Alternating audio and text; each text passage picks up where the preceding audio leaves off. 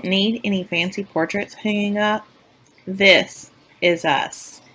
This is the Jets. So, just when did this family go from being a me to a we?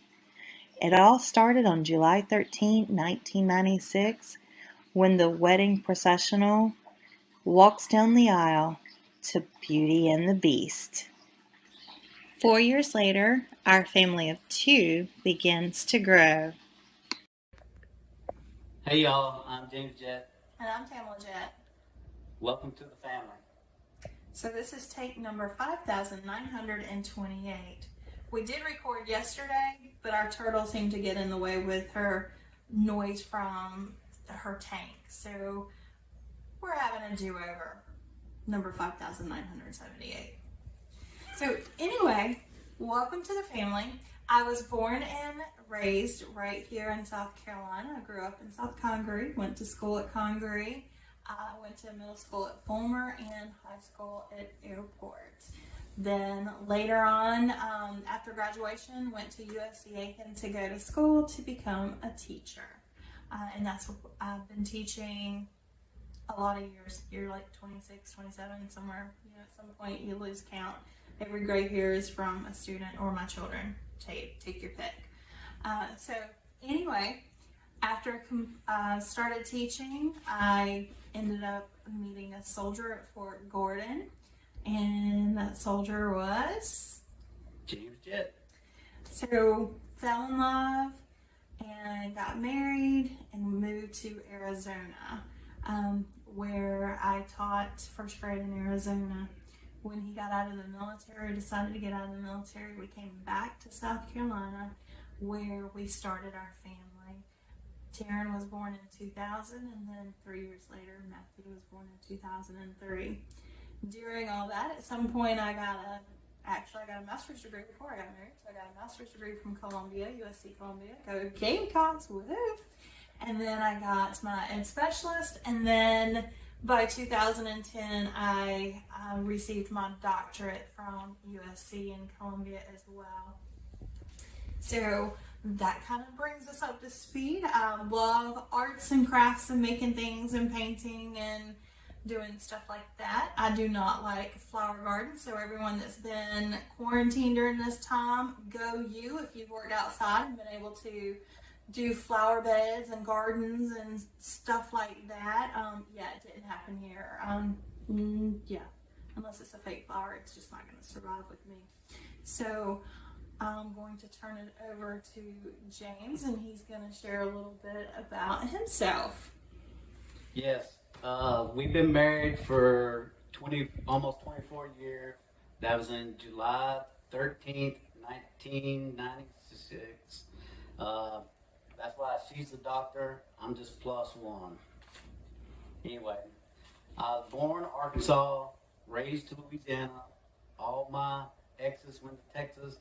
That's when to Fort Gordon, Georgia, when I got married. And then that's when we got married, and that's why she's a redhead. Anyway, let's see. What I like is the hunting, fishing, geocaching, barbecue. I also like the NASCAR. I like ATV. I like going around the world and back. Anyway, I've been 16 years for the military. I was 7 National Guard for Louisiana. I've been to 4 years for the active Army, and I've been 5 years for the Army Reserve. So that's been 16 years, whatever. I've been to. I was actually for the high school. I was born Waldron, Arkansas. When I was 14, I went to Oklahoma for 1 year. That was in Oklahoma City, okay. And then the last, I went to Louisiana for Pineville High School. And then I went to the college. I went to Northwestern State University of Louisiana, or whatever stuff. Other than that, let's see. That's for my military.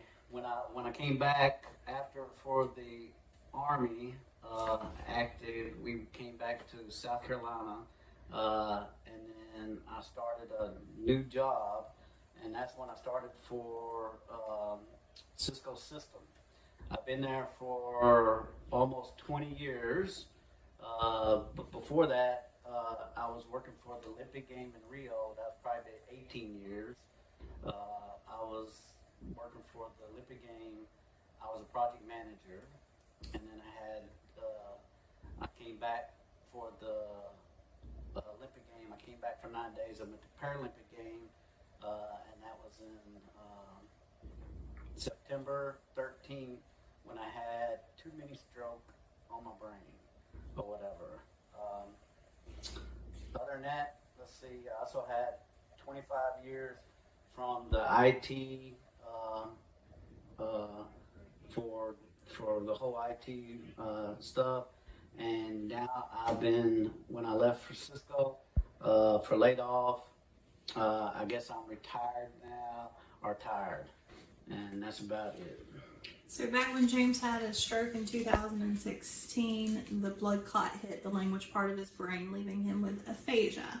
So to imagine what aphasia is, it is drop yourself into another country or go into another country where it's just you. Your intellect is there, but you can't speak the language, you can't read the language, you can't understand the language, and they don't understand you. But you know what it is that you're trying to communicate and try to say. So you look for ways to communicate with the natives in that other country. So that's basically what it happened with James. He came back to America. Yep. Yes, he came back to America, and it was the support of family, friends. The church was a huge support. The men from Royal Rangers. Just it surrounded him with love and prayers. Pastors praying for him.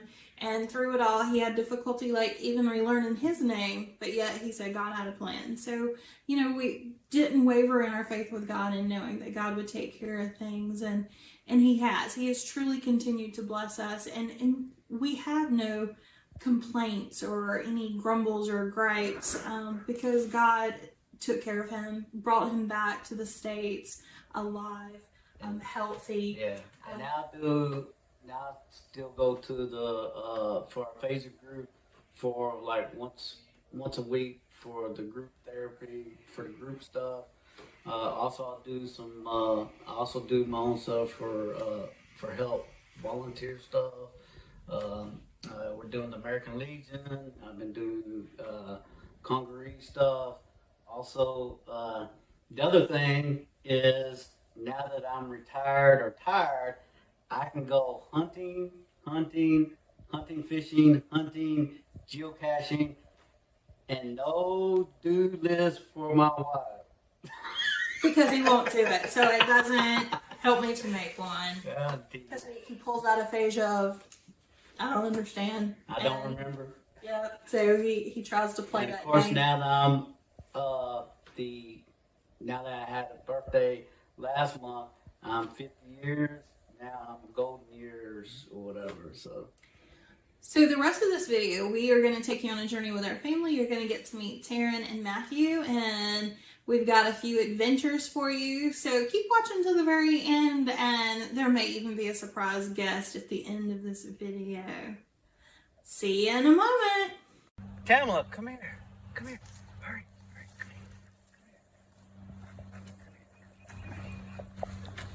What are we doing? What are we doing? What are we doing? I saw a Bigfoot, but no one believes me. Back up. Alright, this is Matthew, and despite what it looks like, he did just get out of the shower. Matthew, tell us how old you are, where you go to school. I'm currently 16, but I'll be turning 17 in a month and like 10 days. And I'm currently going to the South Carolina Governor's School for Science and Mathematics. And what are some of the courses that you've enjoyed at Governor's School? I really enjoy my physics course and computer science courses, but next year I'll be taking computational physics and engineering electronics All right, where is Governor School located? in Hartsville, South Carolina. So does that mean you get to live at home while going to school? Nope. So how does it feel to be living away from home at only 16 years old? I enjoy it because I get my own space. Really? You don't have to share a dorm? I got lucky this year to not have to share a roommate, but next year I'll be having a roommate.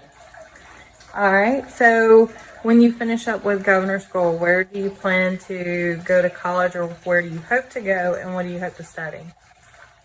I want to make it into MIT, but I probably won't make it into MIT, so I'll probably end up going to Clemson and studying computer hardware engineering, networking, and then minoring in applied mathematics. All right, and thinking to church, what are some of the things that you have been involved in church in the past, and what are some of your favorite memories?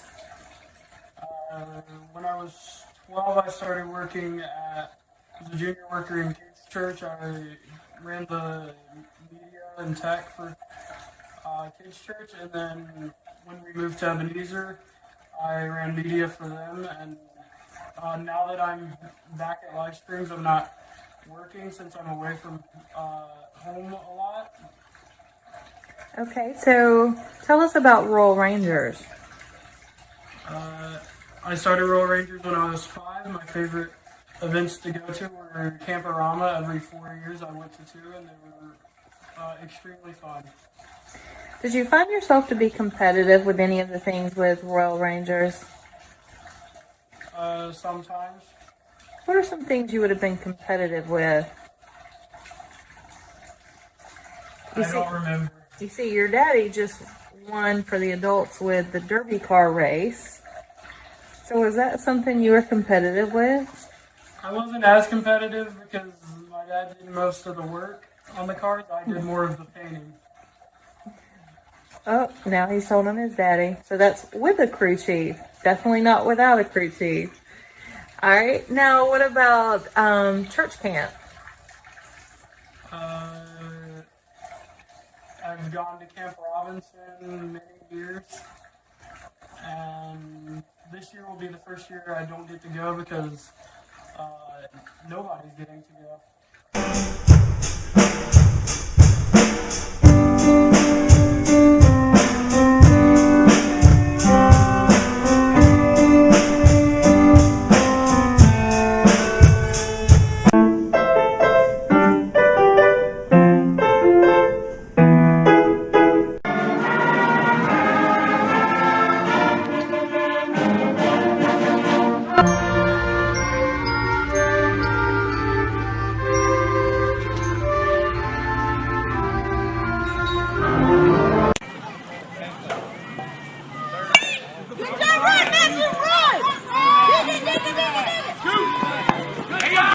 Hi, my name is Taryn Jett. I am attending the University of South Carolina, Aiken as a teaching fellow, and I'm majoring in early childhood education, but I hope to get my elementary certification, my gifted and talented endorsement. I'm hoping to minor in theater. Some things I've been involved in with church, I've been involved with Talent Quest, girls ministry, and then the children's ministry in church. What are some of the categories you have entered in talent? The categories I've entered in talent have mainly been photography, so digital and traditional photography, which I have displayed behind me some of the photos I've entered and won. I've also competed with fabricated art, and I used to compete with the junior choir during the early stages of Talent Quest. My most proudest thing I've ever won at nationals for talent was through my audible monologue that I wrote with my drama teacher and my mother, who edited it as well. All right, so what jobs have you done at church? I've been a girls ministry leader, and I also used to work with the children's ministry at the church. So what are some things that you do for fun or as hobbies? Some things I'm really interested in are playing the piano, singing, crafting, and I really enjoy drama. I've been involved with many productions from the age 5 to now. I've directed 3 shows, 2 in high school, and I was blessed to direct my first college show, my first semester of college. So yeah. So if you had to give or was asked to give a favorite verse, do you have a verse that is your favorite? My favorite verse is Proverbs 31:30, which says, "Charm is deceptive and beauty is fleeting, but a woman who fears the Lord must be praised." So why do you choose that as your favorite verse? Because I think all women and all little girls need to grow up realizing that they're more than just what people tell them, and that they're created in God's eyes. My God is awesome. He heals me when I'm broken. Strength where I've been weak, and forever He will reign. Bright night and nights are long. Looking out for faith. Super trooper beams are gonna fly me, but I won't feel blue, like I always do, 'cause somewhere in the crowd there's you.